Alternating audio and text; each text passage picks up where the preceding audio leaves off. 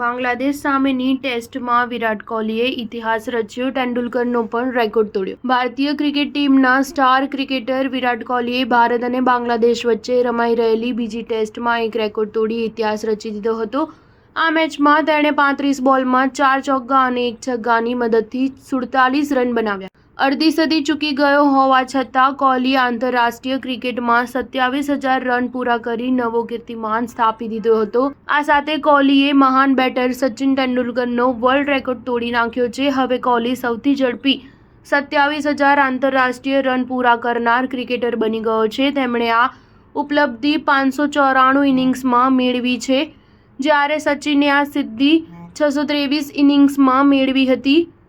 કોહલીએ સચિન કરતાં 29 ઇનિંગ્સ ઓછી રમીને આ રેકોર્ડ પોતાના નામે કર્યો હતો. આંતરરાષ્ટ્રીય ક્રિકેટમાં 27,000 રન કરનાર તે ચોથો બેટર છે. સૌથી વધુ આંતરરાષ્ટ્રીય રન બનાવવાનો રેકોર્ડ હજુ પણ સચિનના નામે છે. તેણે 24 વર્ષની કારકિર્દીમાં 664 મેચોમાં કુલ 34,357 રન કર્યા હતા. આ યાદીમાં બીજા સ્થાને શ્રીલંકાના પૂર્વ વિકેટકીપર કુમાર સંગકારા છે, જેણે 594 મેચમાં 28,016 રન બનાવ્યા છે. તેના પછી ઓસ્ટ્રેલિયાના પૂર્વ કેપ્ટન રિકી પોન્ટિંગે 560 આંતરરાષ્ટ્રીય મેચમાં 27,483 રન બનાવીને આ સિદ્ધિ મેળવી હતી. કોહલીએ પોતાની 594મી મેચમાં 27,000નો આંકડો પાર કર્યો છે. જો આ ટેસ્ટ મેચની વાત કરીએ તો ભારતે પહેલી ઇનિંગ 34.4 ઓવરમાં 9 વિકેટે 285 રન બનાવીને ડિક્લેર કરી હતી. બાંગ્લાદેશે પહેલી ઇનિંગમાં 233 રન બનાવ્યા હતા. ભારતને 52 રનની લીડ મળી છે. યશસ્વી જયસ્વાલ 72 અને